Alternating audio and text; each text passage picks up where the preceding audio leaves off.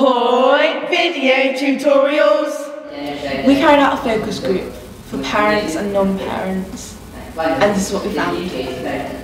Parents are very aware of age restrictions on social networking sites and will only allow their children to have access to these networks if they meet the minimum age requirement.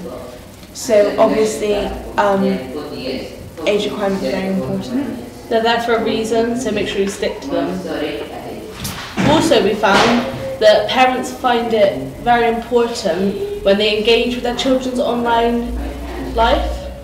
So make sure you ask them questions, see who they're talking to, and keep them up to date with all the rules and regulations, and make sure they understand your policies. We also found out that parents do want to engage in their child's online life.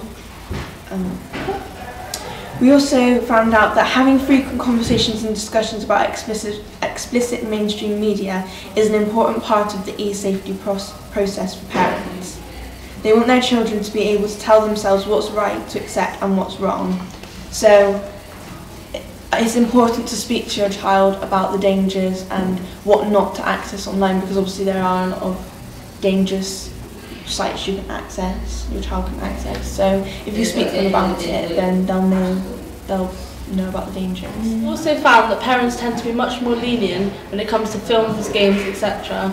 So just make sure that you view the games and the videos and the films before you let your child view them, and then you can make your own opinion on them and choose which age you think is best for them to view them. Make sure that they understand your opinion of it, make it clear, and make sure they stick to it, and keep checking up on them to make sure that they do follow your restrictions.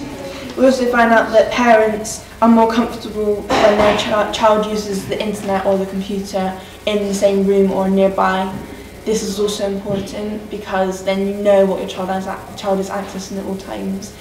So it's good to put a computer in the dining room, living room, somewhere where they're next to you and you can constantly view it, so they don't have anything to hide, and they shouldn't feel pressured or embarrassed about you being there, because it should be comfortable time, and it's comfortable for you knowing that you're next to them when they're viewing things online, especially when they're young. And also you can see that they're doing their homework properly, and just if they're saying they're doing their homework, then you know that they're definitely doing their homework. And you can ask them questions about what sort of things they're on and interact with them as well. Yeah. Parents tend to strongly encourage their children to do their homework online, as the generation that we're living in is very up to date with the internet, computers, etc. So homework doesn't have to be stuck to on paper.